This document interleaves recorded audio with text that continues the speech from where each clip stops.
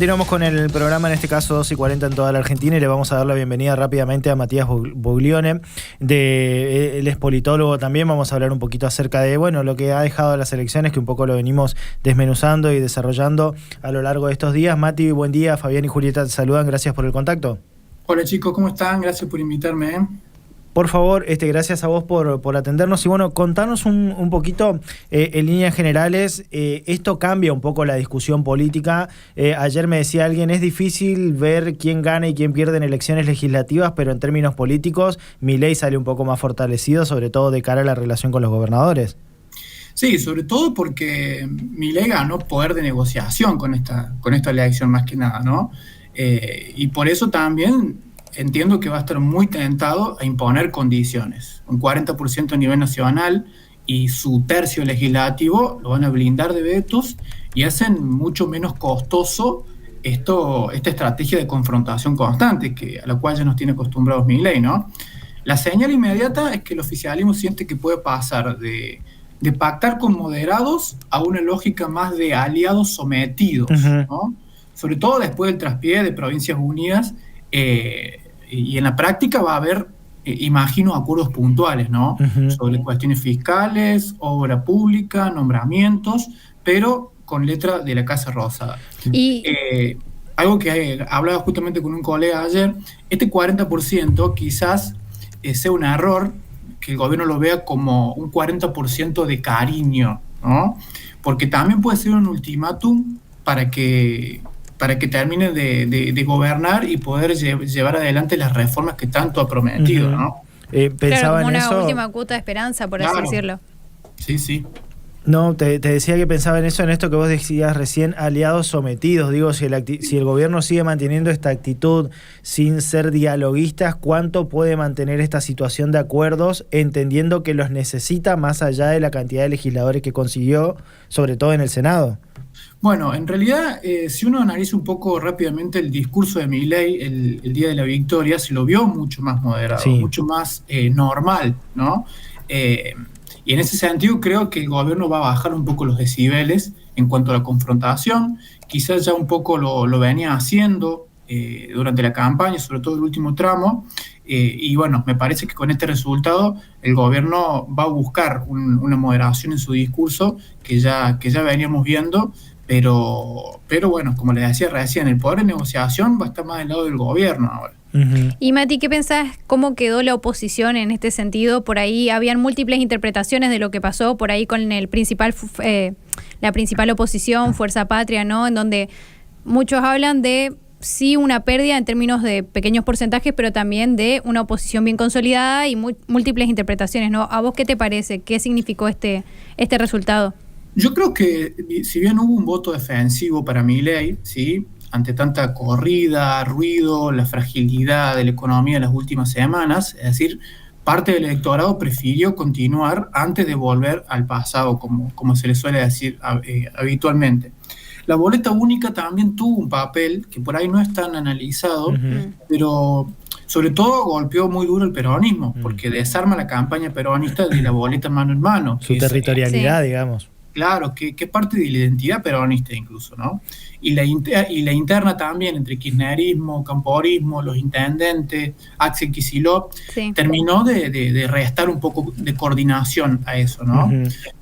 Por eso no pasó mucho tiempo desde que se conocieron los resultados para ya ver los primeros pases de facturas de sectores de Cristina y de kirchnerismo contra Axel Kicillof, que se le había pedido que no desdoblara las elecciones. ¿Qué tipo de congreso te imaginás, pensando en que por ahí ahora el gobierno necesita discutir temas importantes desde el presupuesto hasta las reformas estructurales que quiere con el objetivo de generar inversión? Bueno, por lo que vemos hasta ahora, el gobierno está recontra envalentonado, ¿no? Va por las reformas estructurales con la nueva composición del Congreso, obviamente a partir de diciembre. Necesita sumar hasta el quórum, obviamente, y mayorías simples también. Ahí es donde entran el PRO, los radicales y los provinciales, por decirlo de alguna forma. Obviamente que no podemos dejar de lado actores fundamentales en todo esto, que es el Fondo Monetario, ¿sí?, que apura un poco el presupuesto, que recordemos que el gobierno viene gobernando sin presupuesto hace ya más de 2 años, Y el oficialismo está evaluando convocar a sesiones extraordinarias en estos días para poder apurar ese presupuesto que le exige el fondo. Y los gobernadores me parece que van a pedir lo mismo que ya venían pidiendo. Reglas fiscales claras, obra pública selectiva, sobre todo para esos gobernadores que cedan al nuevo poder de fuego de Milei, y por supuesto garantía en la coparticipación. Vos mencionabas hoy a Provincias Unidas, digo, ¿crees que fue una prueba importante y va a quedar ahí, o que efectivamente hay una posibilidad de construir desde el rol de los gobernadores una alternativa? Para mí, Provincias Unidas, o lo que es lo mismo decir la vía del medio, quedó completamente triturada en su primer test, ¿sí? Su poder de chantaje, por decirlo de alguna forma, quedó completamente anulado. Y el peronismo en la provincia de Buenos Aires, sobre todo, queda desordenado, porque recordemos, cada vez que el peronismo pierde, entra en un proceso de transición donde hay que resolver las internas y a veces suelen ser bastante intensas, ¿no? Si no se resuelve la relación entre Kicillof, la Cámpora, los intendentes, va a perder músculo de negociación, al igual que Provincias Unidas. Incluso un poco llamativo lo que pasó, se habló mucho, ¿no es cierto?, sobre lo que pasó del contraste en 50 días de lo que pasó en las votaciones en septiembre en la provincia de Buenos Aires, ¿no es cierto?, y después completamente pintado de violeta. ¿Vos pensás a qué responde a esto? ¿A qué responde? Hablamos de la boleta única de papel, digo, múltiples factores que diferenciaron de la votación anterior para que de repente la Libertad Avanza tuviera más respaldo. Bueno, claramente esto nos deja un mensaje sobre también el votante argentino, ¿no? Muchos creíamos que los casos de corrupción, el vínculo de Esper con los narcos, pareciera que no tuvo ningún tipo de efecto, ¿no? Creo que esto se explica mucho por también, ayer hablaba con un colega, también me decía, Milei se pasó por todas las provincias. En algunas no pudo caminar, qué sé yo, hizo algún que otro acto, pero con no mucha gente. Pero, por ejemplo, Tayana no lo vimos en ningún lado, ¿no?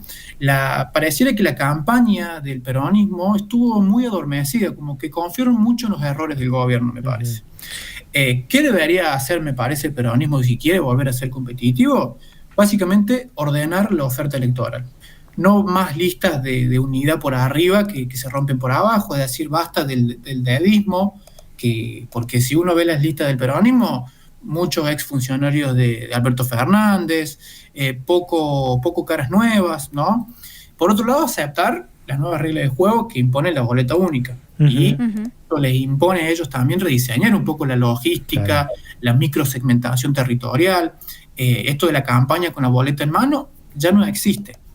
Y por supuesto también, teniendo en cuenta también los actores externos que están pisando fuerte en Argentina, el peronismo tiene que empezar a ofrecer una seguridad económica más creíble, una alternativa más macro, que no sea una simple nostalgia ni ambigüedad fiscal.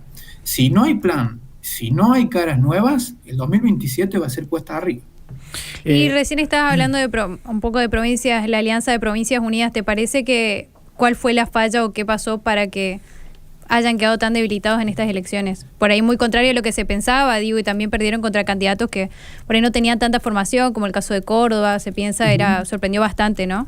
Sí, bueno, yo creo que como suele pasar en este tipo de elecciones en Argentina, a las vías del medio se las come la polarización, ¿sí? Sobre todo teniendo en cuenta que desde el gobierno y desde el peronismo el discurso fue, de parte de Milei fue que no vuelva el kirchnerismo, y de parte del peronismo fue frenemos a Milei, ¿no? Pero este discurso no le jugó muy a favor al peronismo porque no mostró propuestas claras, ¿no? Quizás los gobernadores oficialmente no kirchneristas que tienen representación parlamentarias van a estar más dispuestos a negociar ahora, ¿no? Se han vuelto una especie de bisagra un poco más barata, sobre todo porque no caen presos de cuestiones identitarias, ¿no? No tienen una fortaleza identitaria muy cercana al kirchnerismo o al peronismo per se. Y el PRO, desde lo territorial, si se consolida un entendimiento operativo con la Libertad Avanza, van a cobrar con sillas y política pública, ¿no? También hay que ver también qué tanto Milei ahora está dispuesto a incluir a Macri en su gobierno, por ejemplo, que con esta victoria yo en su lugar no lo tendría muy en cuenta ya. Quizás no lo necesite tanto esta vez. La última, por lo menos de mi parte, ¿crees que la boleta única vino para quedarse? Sí, por supuesto. Para mí vino para quedarse y además está genial. La boleta única es mucho, desde el punto de vista logístico, es mucho más simple para llevar a cabo una elección. Como habrán visto, el conteo fue relativamente rápido durante la elección. Cuando fueron a anunciar los resultados ya estaba prácticamente escrutado más del 80%. Así que yo creo que sí, la boleta única llegó para quedarse y además esto de votar en papeles por partidos, no solamente que es arcaico, sino que ya no se utiliza prácticamente en ningún país, al menos de América Latina. Mati, gracias como siempre, ¿eh? Vamos a estar en contacto seguramente en los próximos días también para ir viendo cómo se va reordenando todo políticamente. Te mandamos un abrazo. Dale, chicos, que estén bien, suerte. Gracias, Matías Buglione, en este caso politólogo, con quien solemos charlar siempre también para tener un poquito el panorama algo más claro y certero de lo que van dejando las cuestiones electorales, sobre todo en esta que ha sorprendido a más de uno, incluso a más de un libertario. Sí, ¿no? sujeto a muchas interpretaciones, bastante difícil, ¿no? Exacto, pero bueno, vamos a cambiar de tema y vamos a hablar un poquito de agenda y de lo que se viene también, en este caso para un Teatro Vera que está refortalecido en cuanto a ofertas y propuestas, porque